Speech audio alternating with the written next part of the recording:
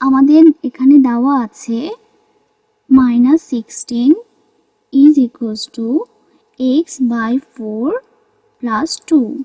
আমাদেরকে x এর মান বের করতে হবে। কাজেই আমাদেরকে x কে সমীকরণটির একপাশে নিতে হবে এবং এটা করার সবচেয়ে ভালো উপায় হলো আমরা x/4 কে সমীকরণটির একপাশে নেই এবং বাকি অংশগুলো অপর পাশে নেই। অন্যভাবে আমরা বলতে পারি উভয় পাশ থেকে 2 বিয়োগ করি। এখন আমরা উভয় পাশ থেকে 2 বিয়োগ করার সমাধানটি অবলম্বন করছি। ডান দিকে আমরা 2 বিয়োগ করলাম, লিখলাম -2। যেহেতু এটি সমীকরণ তাই বাম পাশেও আমরা লিখলাম -2। এখন বাম পাশে আমরা পেলাম -16 এবং -2 মিলে -18 এবং ডান পাশে সরাসরি লিখলাম x/4 এবং +2 -2 কাটাকাটি হয়ে এখানে হবে 0, যা লেখার কোনো দরকার নেই। তাহলে সমীকরণটি হলো -18 ইজ ইকুয়ালস টু x/4। আমাদের লক্ষ্য হলো x এর মান বের করা, কাজেই x কে আলাদা করতে হবে।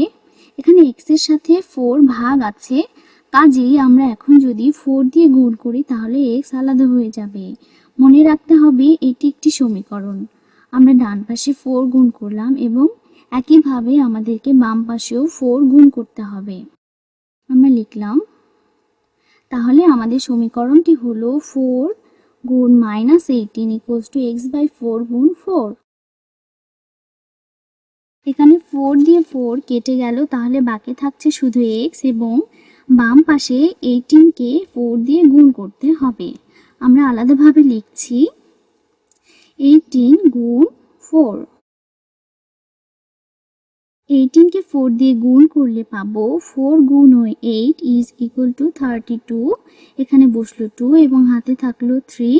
আবার 4 গুণ 1 ইজ ইকুয়াল টু 4 এর সাথে হাতে 3 যোগ করলাম, তাহলে পেলাম 7। -18 গুণ 4 ইজ ইকুয়াল টু -72।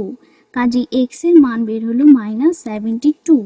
কাজেই আমাদের সমাধানটি সঠিক হলো কিনা তা আমরা যাচাই করতে পারি। সেজন্য মূল সমীকরণটিতে যেতে হবে, x এর মান -2 বসাতে হবে। -16 is equals to -72/4 plus 2। x এর জায়গায় আমরা -72 লিখেছি। এখন -72 কে 4 দিয়ে ভাগ করলে হবে -18, তাহলে আমরা পেলাম -18 প্লাস 2 এবং বাম পাশে পেলাম -16। -18 প্লাস 2 মিলে হলো -16 এবং বাম পাশেও -16।